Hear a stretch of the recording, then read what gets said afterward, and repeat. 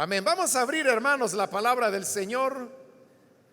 En esta oportunidad vamos a buscar en el libro de Éxodo, el capítulo número 38, donde vamos a leer la palabra del Señor en la continuación del estudio que estamos desarrollando en este segundo libro de la Biblia.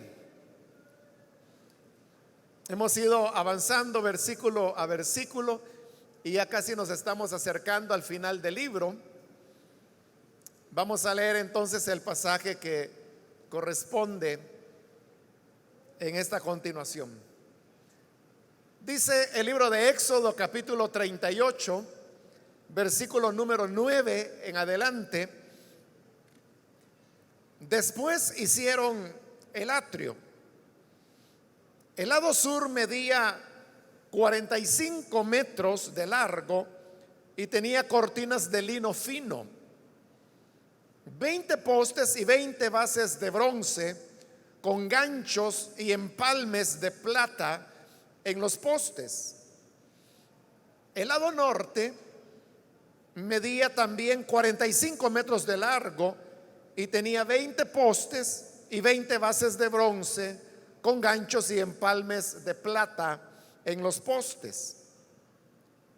El lado occidental medía 22 metros y medio de ancho y tenía cortinas y 10 postes y 10 bases con ganchos y empalmes de plata en los postes. Por el lado oriental, hacia la salida del sol, medía también 22 metros y medio de ancho. A un lado de la entrada había cortinas de 7 metros de largo, 3 postes y 3 bases. Y al otro lado de la entrada había también cortinas de 7 metros de largo, 3 postes y 3 bases.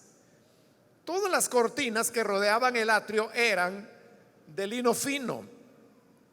Las bases para los postes eran de bronce, los ganchos y los empalmes en los postes eran de plata y sus capiteles estaban recubiertos de plata. Todos los postes del atrio tenían empalmes de plata. La cortina a la entrada del atrio era de lana teñida de púrpura, carmesí y escarlata, y de lino fino recamada artísticamente. Medía 9 metros de largo por 2 metros con 30 centímetros de alto, como las cortinas del atrio. Y tenía 4 postes y 4 bases de bronce. Sus ganchos y sus empalmes eran de plata y sus capiteles estaban recubiertos de plata. Todas las estacas del toldo para el santuario y del atrio que lo rodeaba eran de bronce. Hasta ahí dejamos la lectura. Pueden tomar sus asientos, por favor, hermanos.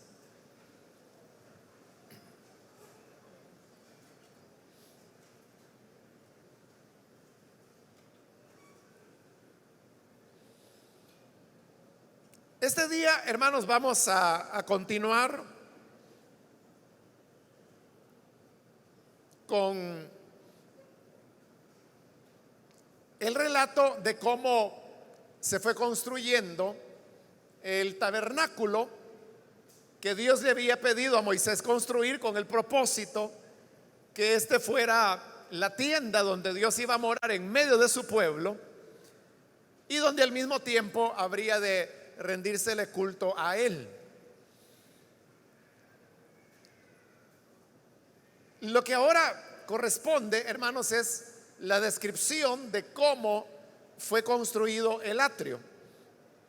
El atrio era la parte más externa del santuario, porque como ya lo expliqué en ocasiones anteriores, pero se lo vuelvo a resumir, el relato de cómo se construyó el santuario es de adentro hacia afuera, es decir, del lugar santísimo con sus muebles, luego el lugar santo con sus muebles también, y ahora estamos en el atrio. Primero se describieron los muebles dentro del atrio, que básicamente pues era el altar del holocausto que vimos en la ocasión anterior, y la fuente de bronce, que también se le conoce con el nombre de el mar. Y ahora se está describiendo lo que es el atrio propiamente dicho. Ellos lo están construyendo así, de esta manera, de adentro hacia afuera, porque esta es la manera en que Dios le dio las instrucciones a Moisés de cómo tenía que ser el tabernáculo.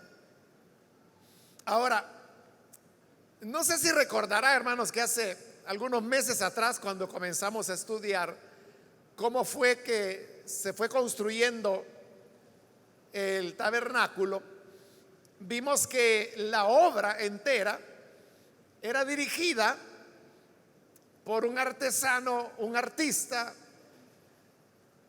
fabuloso que se llamaba Bezalel. Pero él no lo hizo todo, sino que Bezalel era como el jefe de otros artesanos, joyeros, tejedores, personas que tenían habilidades artísticas para hacer objetos verdaderamente bellos. Entonces, al principio, la descripción de esta que estamos cubriendo nos mostró que eran el grupo de artesanos los que venían construyendo los primeros elementos que fuimos describiendo. Y en esa descripción, obviamente, eran los artesanos, el equipo, los que trabajaban, pero bajo la dirección de Bezalel. Pero llegamos ya a un punto en el cual se nos comenzó a decir que era Bezalel personalmente quien lo hizo. Y eso comenzó con la descripción del arca del pacto. Es decir, eso Bezalel lo hizo personalmente. Y Bezalel hizo la mayor parte de muebles que tenía el tabernáculo. Por ejemplo, si ahí en su Biblia usted ve el capítulo 37, el versículo 1 dice: Bezalel hizo el arca. En el versículo 10 dice: Bezalel hizo la mesa. En el versículo 17 dice: Bezalel hizo el candelabro. En el versículo 25, Bezalel hizo el altar del incienso. Y aún la semana anterior vimos que en el versículo 1 del capítulo 38, en el cual estamos, dice: Bezalel hizo el altar de los holocaustos. Pero hoy que llegamos al atrio, vea usted el versículo 9. Dice: después hicieron el atrio. Entonces ya no se menciona a Bezalel, y además de eso el verbo ya está en plural, porque cuando Bezalel hacía, decía Bezalel hizo, o sea, el verbo hacer ahí está en singular.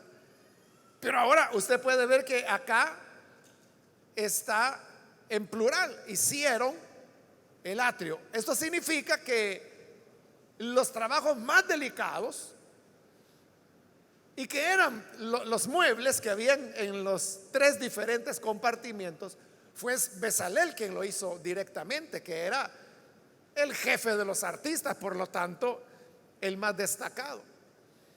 Pero ahora que ya vamos con el atrio, que básicamente son cortinas y postes, como lo hemos leído, no por eso significa que era menos artístico.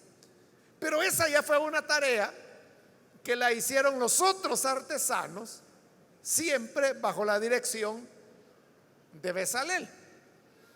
Ahora, tenemos ahí la descripción de las medidas que el atrio tenía. Y ahí es donde podemos ver cómo el atrio era la parte más grande del tabernáculo, porque lo que era el lugar santo era bastante pequeño y el lugar santísimo era todavía más pequeño porque se encontraba dentro del lugar santo. Pero el atrio era la parte más externa y por eso dice que de largo tenía 45 metros y de ancho se nos dice que tenía 22 metros con 50 centímetros. Es decir, que estamos hablando de un rectángulo, que el tabernáculo cada vez que se armaba tenía que estar orientado hacia el oriente, porque ahí es donde estaba la entrada. Entonces, donde el sol nace, siempre el sol nace en el oriente. Por eso es que todos los días usted puede ver que el sol se va levantando siempre al oriente de nuestro país. Pero eso es aquí y es en cualquier punto del planeta, ¿no? Porque eso obedece a la rotación terrestre. Entonces, siempre que el tabernáculo se erigía, que se hizo varias veces en las diversas escalas que hizo Israel en su camino a la tierra prometida, siempre se levantaba con la puerta viendo hacia el oriente. Y eso va a ser así toda la vida. El templo es construido con la puerta hacia el oriente. Y por eso es que algunas veces, no muchas, pero algunas, cuando Dios hablaba a través de los profetas, el Señor decía: he aquí yo vengo del oriente, porque era hacia el oriente donde estaba la puerta. Pero también ocurría lo contrario, como por ejemplo en Ezequiel, cuando Dios ya había visto mucho pecado, ahí ya el templo estaba construido, y Dios decide irse y abandonar el templo. Entonces dice Ezequiel que él vio que la nube de la gloria del Señor se levantó del templo y que salió hacia el oriente, porque ahí estaba la puerta. Entonces, imagine usted el atrio como un rectángulo bastante largo, quizá un poquito menos de la longitud que tiene este edificio, y también menos de anchura, ¿no? Porque no recuerdo ahorita cuántos metros tiene esto de largo, pero sí sé que son menos de los 45 metros que aquí se mencionan. Y quizás como la mitad aproximadamente serían los 23 metros y medio, más o menos por acá, que hacia allá. Entonces, esto era el atrio, era la parte más extensa. Y claro, como era un rectángulo, estaba construido con simetría. Por eso es que la cantidad de postes que sostenían las cortinas, porque todo ese atrio estaba hecho de puras cortinas, porque era para armar y para desarmar. Entonces, no eran materiales rígidos, sino que eran materiales que se podían desmontar fácilmente. O sea, tan fácil como quitar o poner una cortina. Pero esas cortinas tenían que sostenerse en algo, y se sostenían en los postes de madera, que ahí se nos dice que tenían una base que era de bronce y tenían un capitel, o sea, la parte de arriba, que era de plata. Entonces había en la parte larga 20 postes de cada lado, lo cual significa que los postes estaban aproximadamente a unos 2 metros el uno del otro. Y para el frente y también para la parte de atrás había otros 10 postes que eran para sostener las cortinas de la parte de atrás. Ahora, en la parte del frente, que era la entrada, ahí había 2 cortinas que era como hacer los lados de la puerta.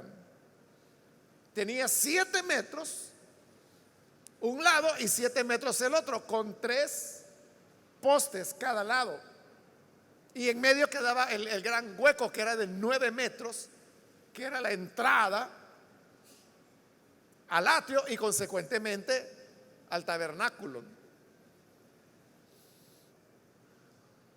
Esta puerta de 9 metros estaba abierta, pero no estaba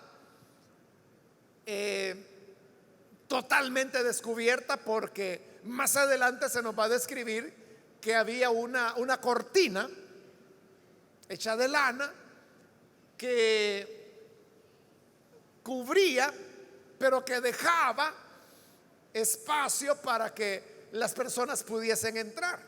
Y también en determinado momento la cortina se podía recoger en festividades especiales para que las personas pudieran ingresar por esa puerta bastante amplia, 9 metros, algo así como la puerta que tenemos allá en la parte de atrás, ¿no? Que desde aquí, pues digo yo, pues que más o menos tiene unos 9 metros. Así era la entrada, es decir, que era bastante grande la entrada al tabernáculo. Eso, hermanos, es lo que básicamente se nos narra en los primeros versículos hasta el 15, donde simplemente se trata de dar medidas y de hablar cómo los postes estaban ubicados, distribuidos alrededor del perímetro en el cual se construía las cortinas que formaban el atrio. Ahora, al llegar al versículo 16, se nos dice: todas las cortinas que rodeaban el atrio eran de lino fino. Es decir, todo ese perímetro que rodeaba y formaba el atrio estaba hecho de cortinas de lino fino. Y ya hemos visto, hermanos, por pasajes anteriores donde hemos encontrado el lino, que este era de color blanco. Y como también ahí se nos va a decir que la altura que tenía estas cortinas eran de 2 metros con 30 centímetros. Es decir, las cortinas eran lo suficientemente altas como para que ninguna persona pudiera ver lo que había del otro lado. O sea, solo alguien que tuviera más de 2 metros con 30 centímetros hubiera podido ver por arriba de las cortinas, pero no había en esa época pues personas que midieran. Hoy hay algunas excepciones, ¿verdad? Algunos hombres que son demasiado altos, que pueden medir más de 2 metros, pero en esta época no. Ahora, significa entonces que todo lo que la gente veía del tabernáculo no era nada más que las cortinas del atrio, y las cortinas eran blancas. Ahora, el tabernáculo era una tienda, lo que hoy nosotros llamaríamos una tienda de campaña, grande por supuesto, porque era ahí donde estaba Dios simbólicamente y también donde se ofrecían los sacrificios, donde los sacerdotes ministraban. Por eso es que el atrio era amplio, porque ahí es donde los sacerdotes ofrecían los sacrificios. Pero en una tienda, cualquier otra tienda, las cortinas, ¿para qué servían? Bueno, por un lado servían para indicar el límite y la separación entre lo que es afuera y lo que es adentro. Pero al mismo tiempo también sirve para dar cierta privacidad a las personas. A veces, hermanos, en algunas casas, sobre todo en las zonas rurales, las casas son una sola habitación grande. Entonces lo que hacen las personas es que esa habitación grande la dividen con cortinas. Entonces, hay una cortina y ahí está, adentro es la habitación de la pareja. Luego hay otra cortina que puede ser donde están los niños, otra cortina donde es algo así como cocina, comedor, ¿verdad? Y sala al mismo tiempo. Pero estas cortinas, dentro de las casas que indican, o sea, están estableciendo un nivel de privacidad. A veces puede ser, hermanos, una casita muy pequeña, como en un mesón, que solo es un cuartito, ¿no? Pero viene la familia y coloca una cortina. Esa cortina, ¿qué indica? Está indicando el límite, lo mismo, entre estar afuera y estar adentro. Y al mismo tiempo da como cierta privacidad. Hay casitas hoy, hermanos, que los constructores las venden sin puertas. Y a veces las familias no tienen el recurso como para mandar a hacer las puertas. Entonces, ¿qué hacen? Ponen un par de clavitos, un alambre o una pitilla y una cortina. Y con eso están indicando que ahí no hay que entrar. Y eso les da privacidad, pero otra vez marca la diferencia entre afuera y adentro.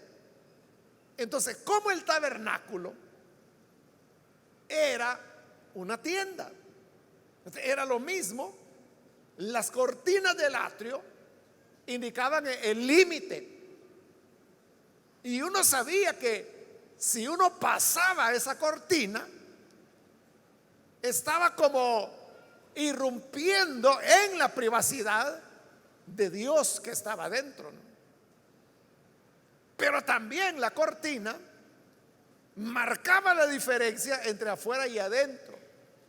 Pero hemos dicho que esta cortina era de color blanco, porque era de lino fino. Entonces, ¿qué implica el color blanco?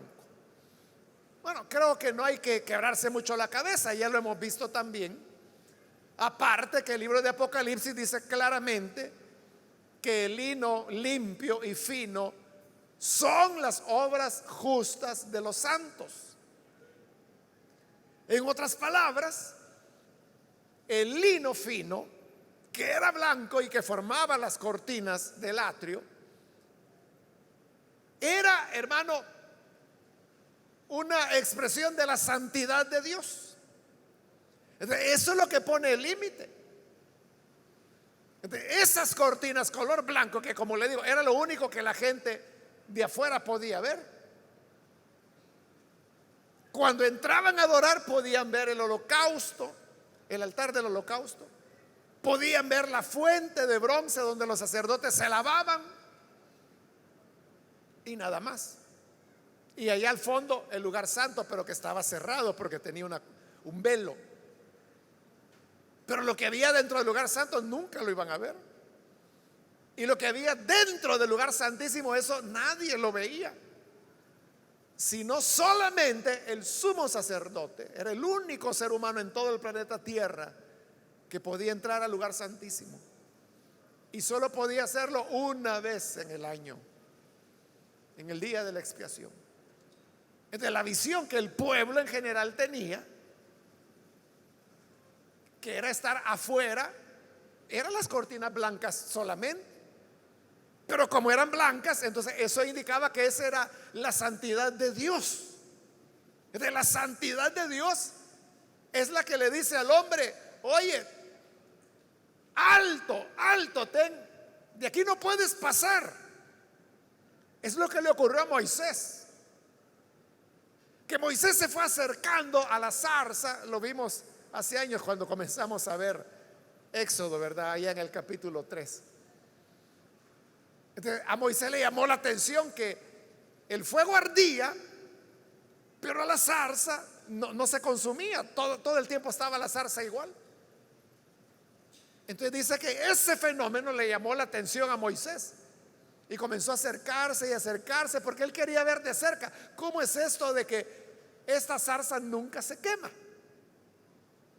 Y acercándose iba cuando Dios le habla Y le dice el Señor: Moisés, quita las sandalias de tus pies, porque el lugar que pisas es santo. Entonces vea, sin premeditarlo y sin saberlo, Moisés había entrado a la presencia de Dios, la cual es santa. Claro, Dios no le hizo daño a Moisés, no lo mató, solo le pidió que se quitara las sandalias en señal de reverencia. Luego, cuando Dios desciende en el monte Sinaí, lo cual también lo vimos hace ratos en este libro, recuerde que Dios le pidió a Moisés que estableciera un perímetro, es decir, un límite alrededor del monte. Y Moisés dijo: a partir de esta línea no pueden pasar, el que pase lo van a matar, la gloria de Dios lo va a matar, porque este monte es santo. Y la norma era que ni siquiera los animales podían entrar por ahí, porque el animal que pasaba el límite también era muerto. Entonces, Dios ponía un límite. ¿Por qué ponía Dios un límite? Porque no quería a su pueblo, o lo rechazaba o lo despreciaba. Todo lo contrario. Dios lo que quería era morar en medio de su pueblo. Tanto era el deseo de Dios de morar con su pueblo, que por eso es que Él está pidiendo que se haga este tabernáculo, para Él vivir igual que vivía su pueblo en tiendas. Para Dios hay una tienda también, y que se colocaba en el centro del campamento, y alrededor del tabernáculo se iban colocando las 12 tribus de manera ordenada, pero la habitación del Señor estaba en el centro, ahí es donde Él quería vivir.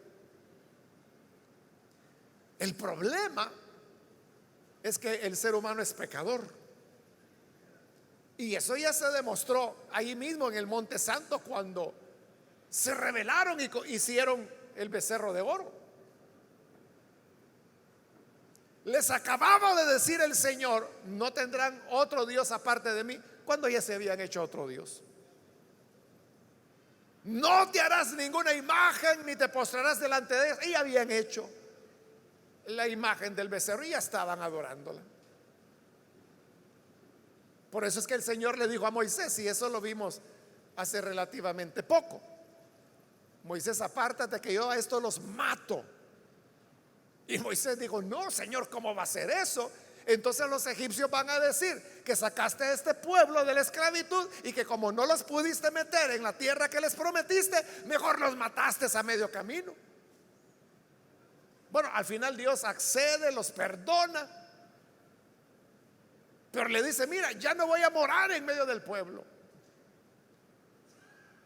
porque si vivo en medio del pueblo, mi santidad lo va a matar, porque Dios es santo. Pero el pueblo era rebelde, era pecador. Pero luego Moisés vuelve a interceder y dice: Señor, es que si no vas a ir con nosotros, entonces mejor de aquí no nos movemos. Y como Dios es misericordioso, dijo: bueno, está bien, voy a ir. Pero entonces hoy hay que poner un límite, y ese es el atrio, las cortinas blancas. Y las cortinas blancas dicen: Dios es santo, no te puedes acercar a Él, de aquí, de este límite, no puedes pasar. De igual manera es hoy en día, hermanos. Dios sigue siendo santo, y no podemos acercarnos a Él, no porque Dios no quiera, sino que porque si lo hacemos pereceríamos, porque por nuestro pecado no somos dignos de poder entrar en la presencia de Dios. Entonces todo estaba cerrado, y esas cortinas blancas cerradas, como le digo, dice: de aquí en adelante no puedes pasar, este es el límite. Es lo que Pablo dice en Romanos, cuando dice que porque hemos pecado, estamos separados de la gloria de Dios, no podemos venir ante Él. El pecado es el que hace división entre Dios y nosotros. El ser humano no puede venir tranquilamente delante de Dios a la hora que se le antoje o a la hora que se le plazca. Hay un camino que Dios ha preparado que ya lo vamos a ver. O sea, porque de entrar sí se podía entrar, pero había que hacerlo por la puerta. Es decir, sí podemos llegar al Señor, pero por el camino que Él mismo abrió. Todo lo demás está cerrado. Entonces, no podemos llegar a Dios, no podemos llegar a través de las buenas obras, no podemos llegar, hermanos, a través de pagar dinero, porque hay gente que cree que si paga cierta cantidad de servicios religiosos, que con eso se va a ganar la entrada a la presencia de Dios. Pero hay un precio, y el precio se llama santidad, la santidad de Dios. Entonces, eso es el mensaje que nos envían las cortinas de lino fino. El versículo 17: las bases para los postes eran de bronce. Habían 60 postes en total para poder hacer el perímetro. Cada uno de ellos tenía una base para apoyarse en el piso, y dice que era de bronce. Los postes, hermanos, eran de madera. Y ya hemos explicado muchas veces que la madera era símbolo de la humanidad. No se nos dice ahí qué tipo de madera se usó, pero dado a que toda la demás madera que se ha utilizado en el tabernáculo era madera de acacia, podríamos entonces suponer que esta también era madera de acacia.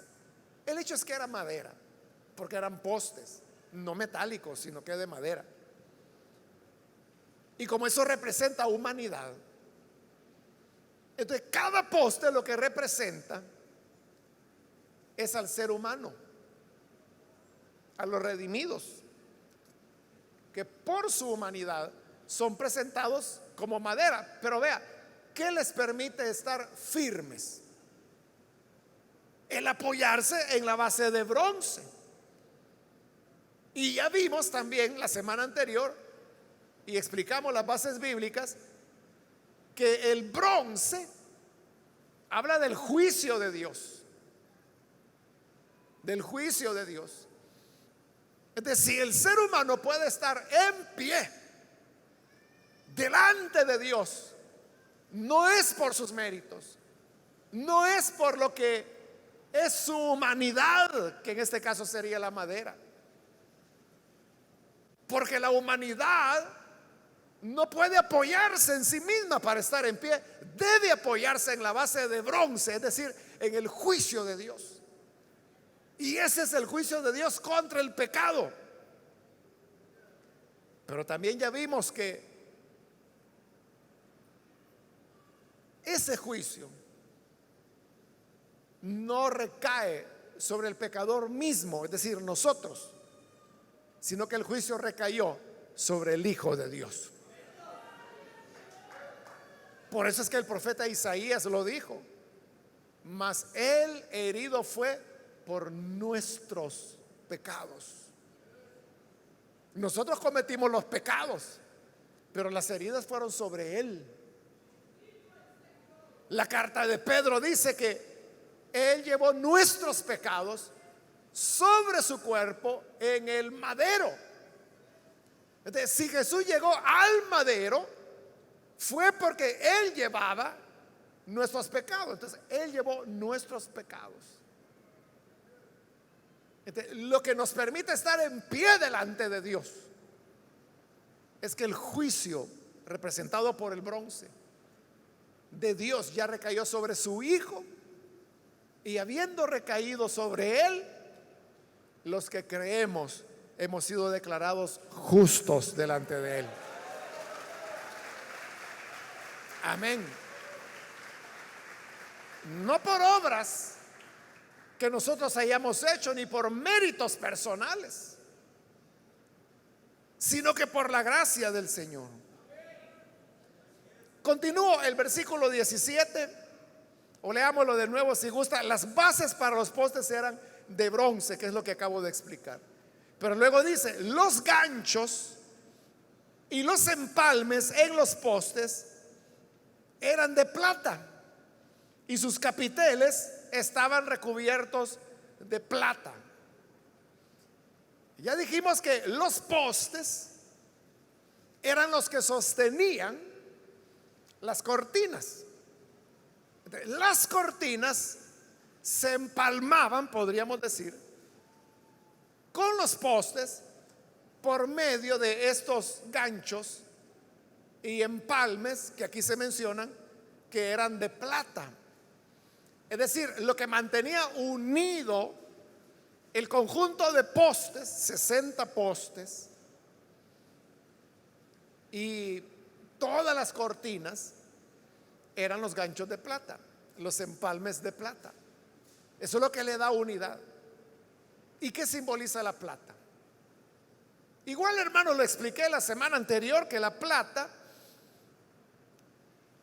expresaba y simbolizaba la redención. La próxima semana, cuando estudiemos el tema de los materiales, más bien de los metales que se usaron para construir el tabernáculo, ahí se nos va a decir de dónde sacaron la plata. Le voy a adelantar. La plata la sacaban del impuesto, voy a decir así, que cada israelita varón tenía que pagar por su redención. Pero note, la plata pagaba su redención. Por eso es que la plata se relaciona con la redención. Entonces, ¿qué era lo que le daba unidad a las cortinas?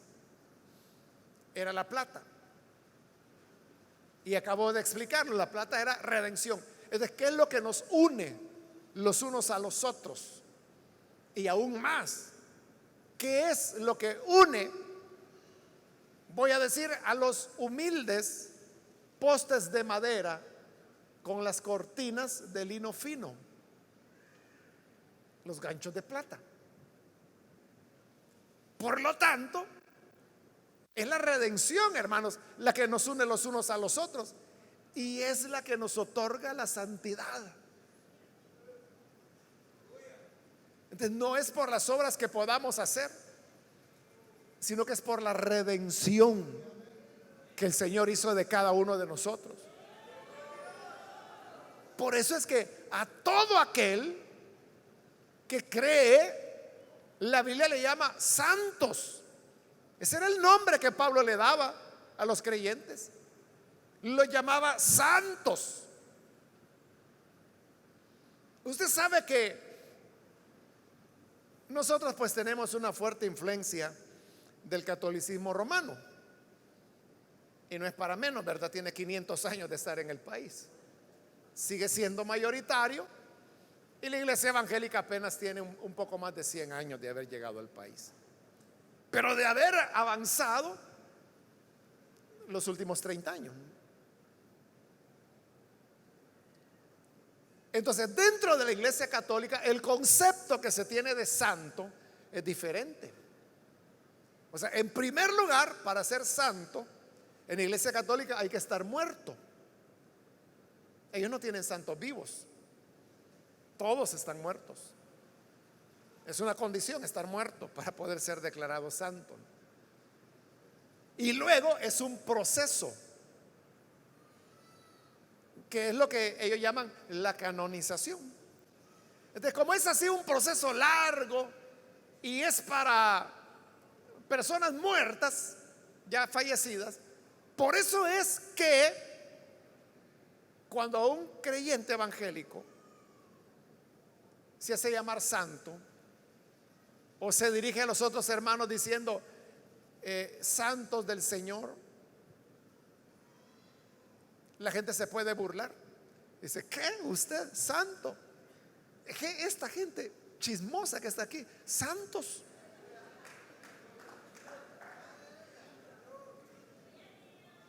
Porque el concepto de ellos es que no puede ser así. Pero ¿cuál es el concepto de la Escritura? Dice Pablo, por citar un pasaje allá en 2 de Corintios, él dice: en otro tiempo ustedes eran ladrones, mentirosos, fornicarios, afeminados, se echaban con varones, dice. Esto, dice, erais algunos, pero ya habéis sido lavados, ya habéis sido justificados. Y oiga esto, ya habéis sido santificados por la sangre del Hijo de Dios. Amén. Entonces no dice ya habéis sido justificados, porque se siguió un proceso que dura años, llamado canonización. Hace unas semanas, hermanos, el Papa ahí hizo santos, creo que a 2 de los niños campesinos que supuestamente la Virgen se les apareció allá en Fátima, ¿no? Pero eso hace más de 100 años, o creo que 100 años cumplieron. 100 años para que los declararan santos. Pero cuando hay un pecador, que puede ser cualquiera de las cosas que Pablo menciona ahí: ladrones, borrachos, homicidas, fornicarios, adúlteros, afeminados, que se echan con hombres. Pero si esa persona cree en el Hijo de Dios y dice: yo recibo esa sangre redentora, y se entrega al Señor y lo recibe con sinceridad, en el momento es declarado santo. Ya no hay que esperar a morirse, y menos hay que esperar años, sino que dice Pablo: esto erais sinvergüenzas, erais pecadores desvergonzados, pero ahora habéis sido lavados, habéis sido justificados, habéis sido santificados por la sangre del Hijo de Dios. Amén. Entonces, la redención es la que nos otorga la santidad. Me voy a saltar por el tiempo, hermanos, al versículo 18, donde está la cortina. O sea, esta es la entrada al tabernáculo. Dice el 18: la cortina a la entrada del atrio era de lana teñida de púrpura. Es decir, el material cambiaba, porque todas las cortinas del atrio, ya dijimos, eran lino fino, que usted sabe que es una tela muy delgadita, muy fina, ¿no? Muy suave. Y la lana es todo lo contrario, es bien gruesa. Y esta lana dice que estaba teñida de púrpura, que ya hemos explicado en otras ocasiones que es el símbolo de la realeza; carmesí, que nos habla de el rojo de la sangre del Hijo de Dios; escarlata, que es el color, el azul, como traducen otras escrituras, que es el color de los cielos; y tenía lino recamado, es decir, lino bordado artísticamente. Entonces vea, tenía la cortina de la entrada, que tenía 9 metros, 3 colores diferentes, y colores chillantes como el púrpura, como el carmesí, que dijimos que el carmesí es un rojo pero intenso, brillante, ¿no? Entonces piense usted cómo era esa combinación, que todas las cortinas del atrio, todo era blanco, pero la cortina era colorica, por decirlo así, muy colorica, de muchos colores. Entonces, ¿por qué? O sea, nadie podía dejar de ver la entrada, porque tenía muchos colores. ¿De cuál era el objeto de que tuviera todos esos colores la cortina? Aparte de lo que le acabo de decir, ¿no? Que son colores que nos hablan de Jesús, de su sacrificio, de su origen celestial, de su carácter de rey. real, o sea, de eso nos habla. Pero el hecho es que era de colores. No había dónde perderse, hermanos. No había dónde perderse de dónde era la entrada. Por eso es que las señales de tránsito usted puede ver que las pintan con amarillo y con negro, ¿verdad? Para que sea bien visible. Las rayas que están en el centro de la calle y que cuando son rayas continuas no se pueden cruzar, no se las puede atravesar usted. Hay muchos que no saben eso, ¿verdad? Y a cada rato lo hacen. Pero ahí está quebrando usted la ley. Cuando la raya es continua no puede pasar sobre ella, porque no lo han visto, es que no lo han multado. Pero ¿de qué color son? Son amarillas, para que la gente las vea, y aún así no las ven, o se hacen los que no la ven. Así era la cortina, era tan intenso sus colores que no había donde perderse. Entonces, para entrar, porque recuerde lo que dijimos, las cortinas de lino dicen santidad. Aquí no puedes entrar porque Dios es santo, y si entras te mata. No porque te odie, sino que porque su santidad te destruirá a ti, que eres un pecador. Pero dijimos que Dios proveyó un camino. ¿Y cuál era ese camino? Esta entrada, única entrada. Y por eso toda la atención se fijaba en ella. Por eso es que tiene muchos colores. No había donde perderse. No podía ser que alguien entrara allá por atrás. Es que fíjese que yo pensé que aquí era la entrada, por eso me estaba metiendo por debajo. Era muy notoria la entrada. Y ahora, ¿cuál es esa entrada? Jesús dijo: yo soy la puerta, y el que por mí entrare será salvo. Entonces la enseñanza es que es notorio, la puerta de entrada es Jesús y no puede haber otra. Pero es puerta, se puede entrar. Pero recuerde, ¿qué había al nomás entrar? El altar del holocausto. Entonces, ¿cómo podemos llegar delante de Dios? Únicamente a través del sacrificio.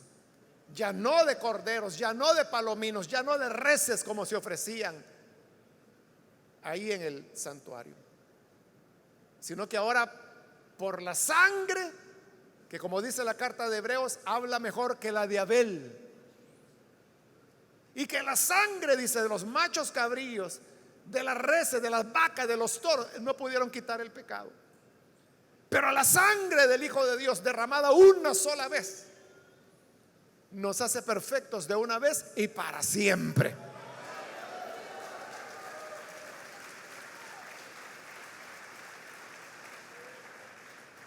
Me voy a quedar hasta ahí, hermanos, por causa del tiempo, aunque lo demás pues es casi pues repetición de lo que ya expliqué. Pero el punto es este: tal como somos no podemos venir delante de Dios. Por eso Él proveyó un camino, una puerta de entrada, y esa puerta es muy notoria. Se llama Jesucristo. Si tú crees en Él tendrás entrada a la vida de Dios y el perdón de pecados por el sacrificio que Él mismo ofreció. Vamos a orar, vamos a cerrar nuestros ojos, y yo quiero invitar, si hay con nosotros amigos o amigas que han escuchado hoy la palabra del Señor, y habiéndola escuchado, usted quiere hoy venir para recibir al Hijo de Dios. Yo quiero invitar a cualquier amigo o amiga que hoy necesita recibir al buen Salvador. Yo le invito para que ahí en el lugar donde usted se encuentra se ponga en pie en señal que desea entregarse al Hijo de Dios, y nosotros vamos a orar por usted. Eso es lo que queremos hacer. No hay iglesia que pueda perdonarle pecados, no hay pastor que pueda perdonarle pecados, no hay oraciones que puedan perdonar su pecado. Es solo la sangre que Cristo derramó. Y por eso, si usted quiere que esa sangre limpie su pecado, y que todo su ser sea limpiado, santificado, como dice la Escritura, póngase en pie en señal que usted desea recibir al Hijo de Dios, y vamos a orar por usted. Venga para que podamos orar. Hoy es su momento. Si usted necesita recibir la salvación del Hijo de Dios, póngase en pie y vamos a orar. Cualquier amigo o amiga que es primera vez que recibirá al Hijo de Dios, venga, acérquese, póngase en pie y vamos a orar por usted. Cualquier amigo o amiga que necesita venir para recibir al Hijo de Dios, hoy es su día. No deje pasar la oportunidad. No importa lo que haya sido su vida pasada. El pasado que Pablo describía en los Corintios era negro, era una hoja negra. Pero él decía, pero ya fueron lavados, ya fueron santificados por la sangre del Hijo de Dios. Y eso es lo que yo le estoy ofreciendo hoy, que venga a sumergirse en la sangre del Hijo de Dios. Hágalo por la fe. Póngase en pie y nosotros vamos a orar por usted. Cualquier amigo o amiga que necesita venir, si hay hermanos o hermanas que hoy se van a reconciliar, póngase en pie también. Le animo para que se acerque. Venga y vamos a orar por usted. ¿Hay alguna persona, algún hermano que necesita reconciliarse con el buen Salvador?